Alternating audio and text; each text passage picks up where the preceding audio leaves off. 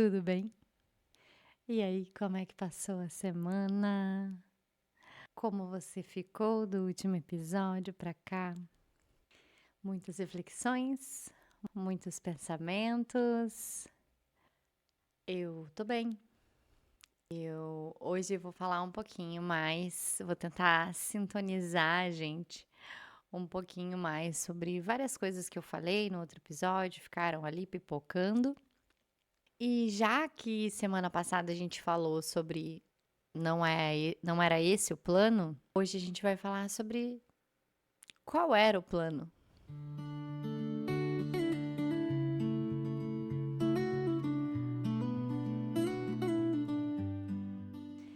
E eu acho que você recebeu a mesma cartilha que eu.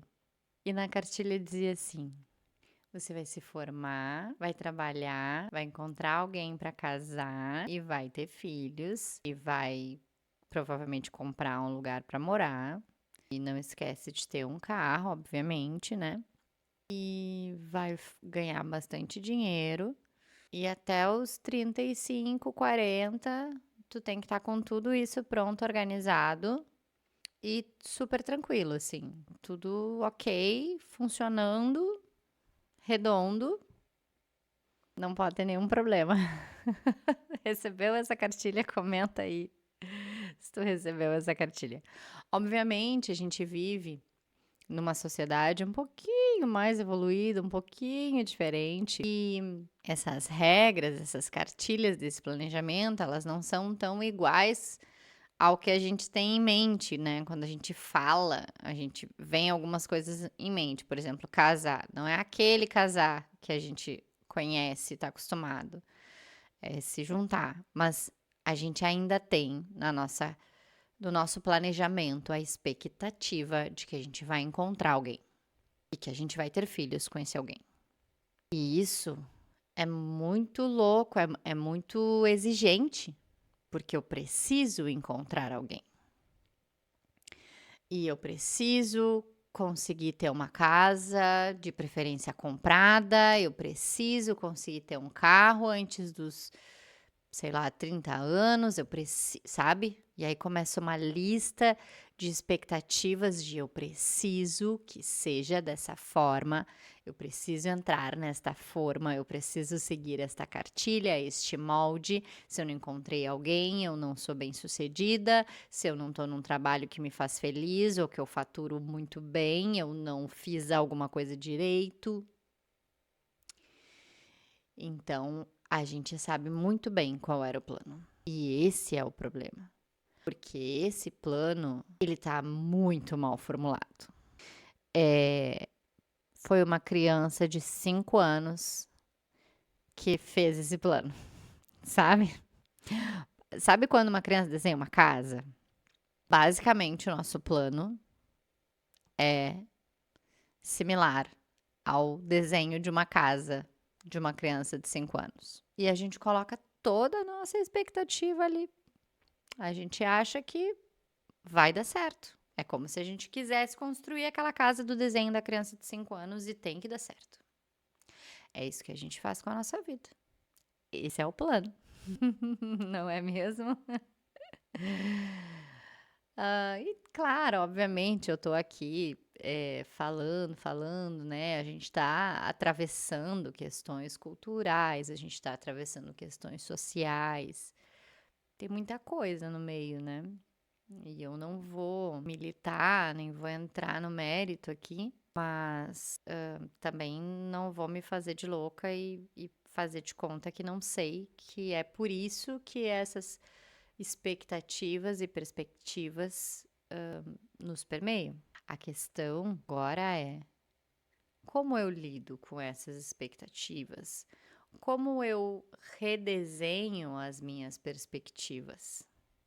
Eu passei uma boa parte, algumas sessões, acho que uns 2 anos pelo menos, da minha terapia, falando sobre o meu relacionamento. Não, vários anos falando sobre o meu relacionamento, mas uns 2 anos falando o seguinte pra ela: eu não tô pronta para abrir mão da ideia do amor romântico. Eu não tô pronta para abrir mão da ideia do amor romântico. Eu não tô pronta. E eu ficava repetindo isso. Eu chegava na sessão, eu sabia o que estava acontecendo, eu sabia o que estava me afligindo.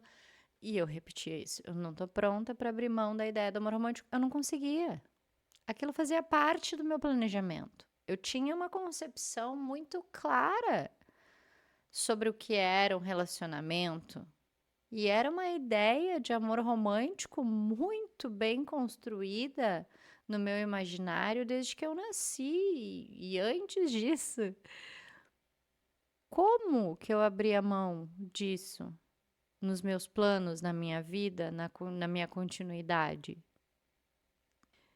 E a gente seguir em frente, a gente encarar a nossa vida, vai ter muito disso, vai ter muito a ver com a gente abrir mão de coisas que estão cristalizadas na gente. Porque faz parte da nossa cultura, faz parte da nossa sociedade, faz parte de um funcionamento que existe para a gente viver, para nos proteger.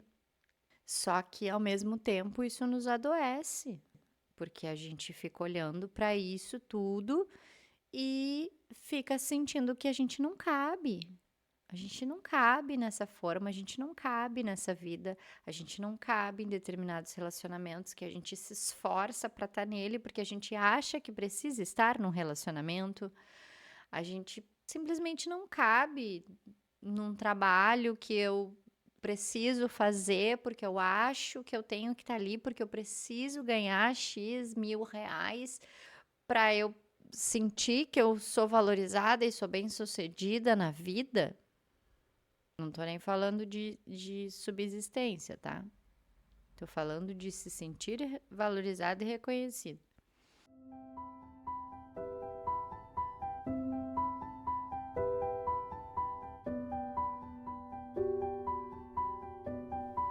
Eu tinha um plano. Eu falei pra vocês no episódio passado que eu fiz previdência privada com 25 anos, né? E eu tinha uma planilha. Eu ainda tenho, né? Ela no meu computador. Eu tinha uma planilha que era para eu comprar meu apartamento.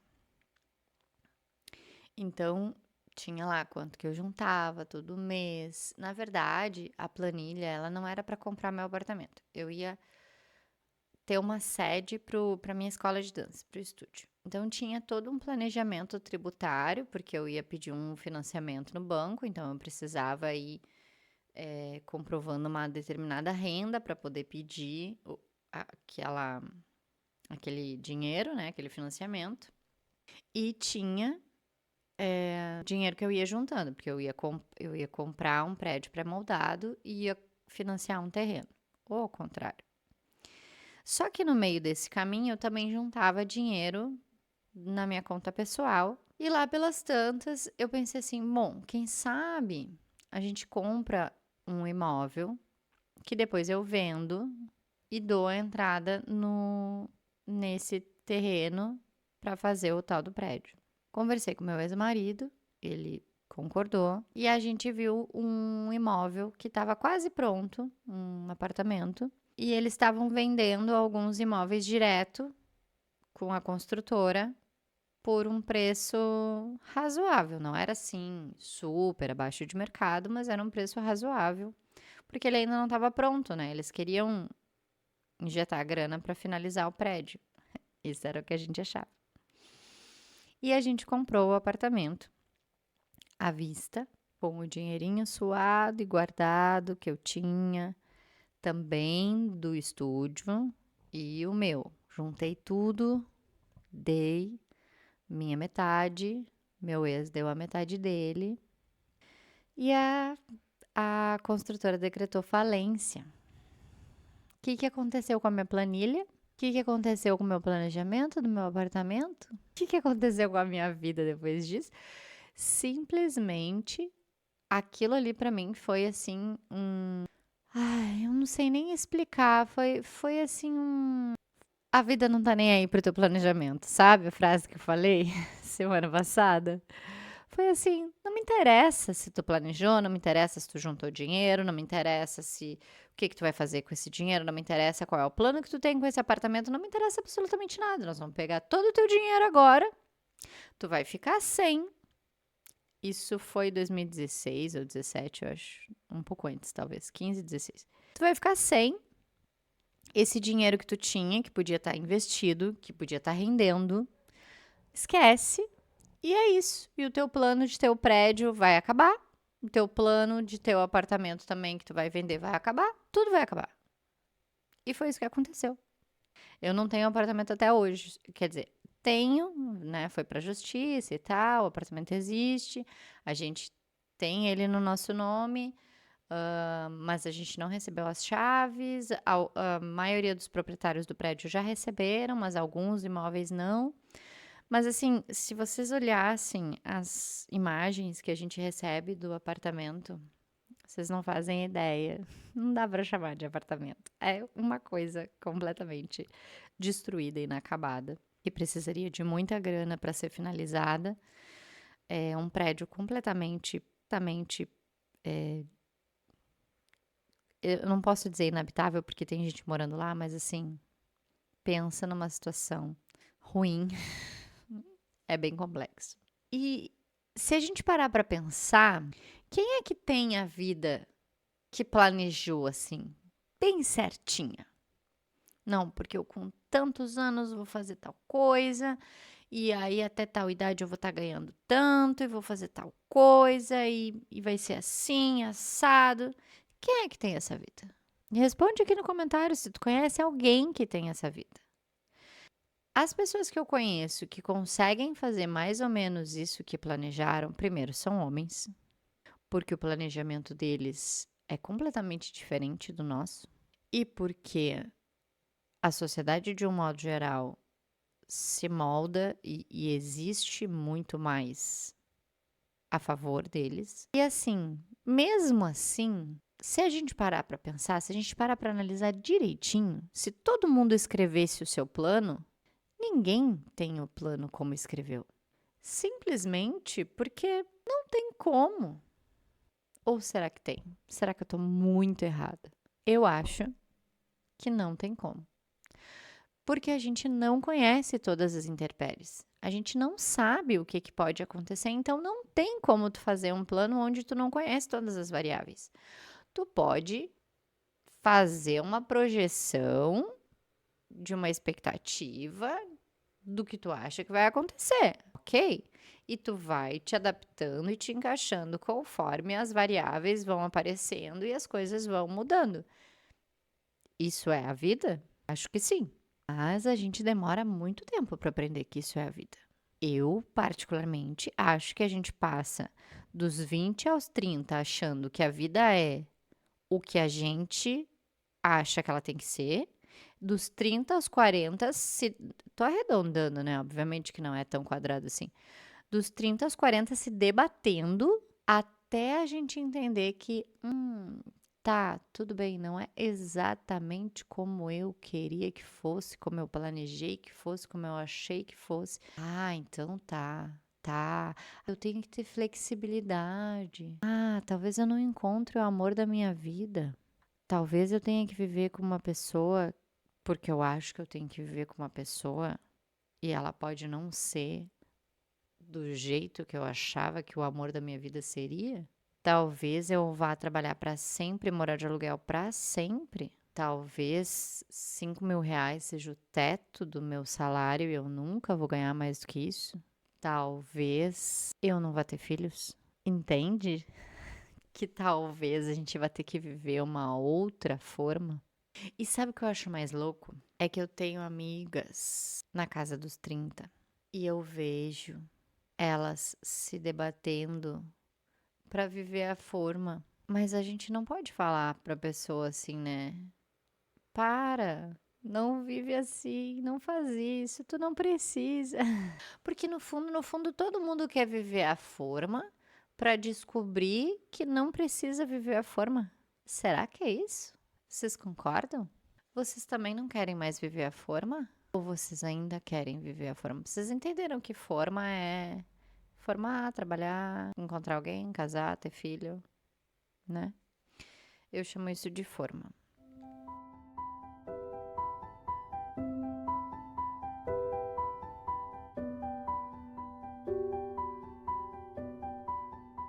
O chat fez um trocadilho aqui.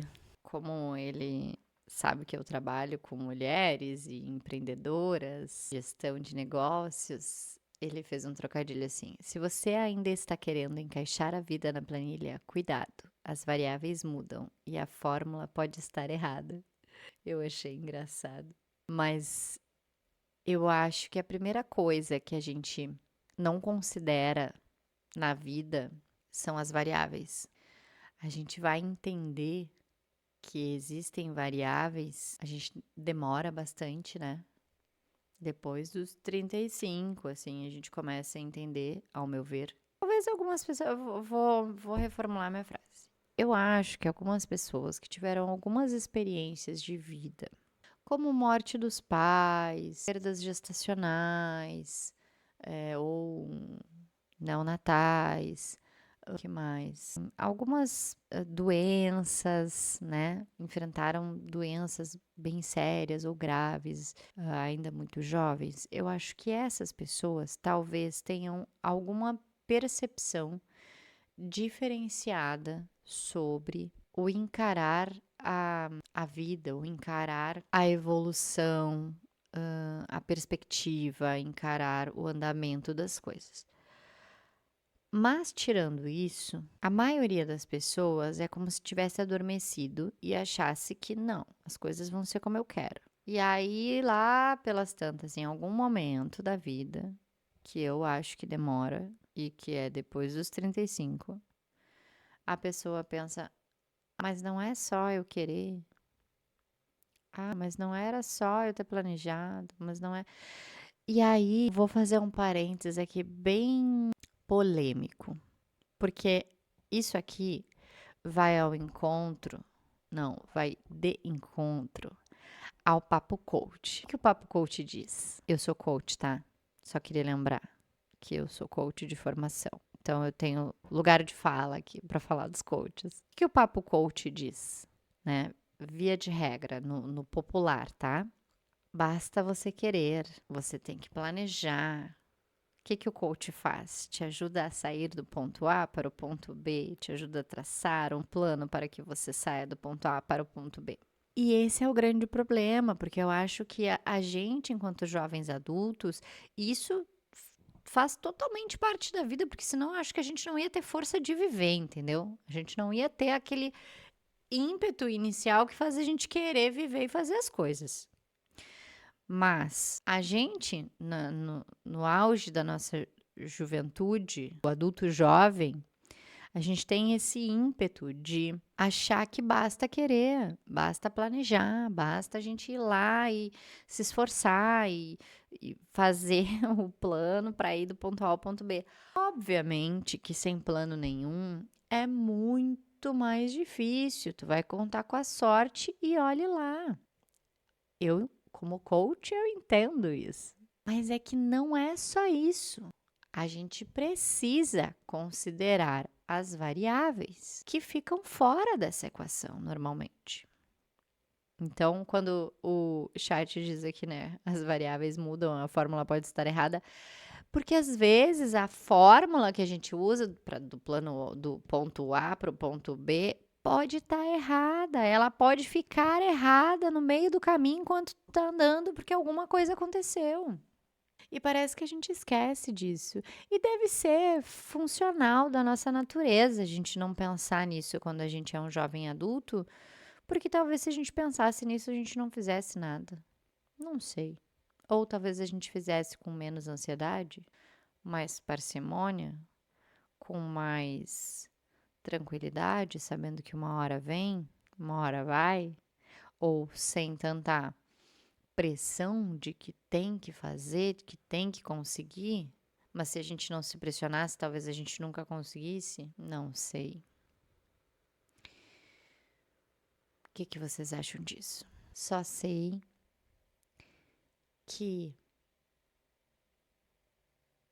o plano, aquele que a gente acha que a gente tem, ele nunca vai ser, nunca é. A terapia diz que a gente não deve falar, né? Nunca, sempre. Mas, via de regra, ele não vai ser, não vai acontecer do jeito que a gente planejou. E o quanto a gente tá preparado, pronto, disponível para reagir e agir no meio do caminho e não acontecer o que aconteceu comigo e com a maioria das minhas amigas com quem eu converso, que chega aos 40 e ao invés de eu ter me adaptado e me ajeitado quando eu precisei, eu chego agora aqui e na verdade eu tô frustrada pra caramba porque não aconteceram as coisas do jeito que eu achava que tinham que ser e eu simplesmente não consegui resolver, não consegui adaptar e agora só sobrou frustração.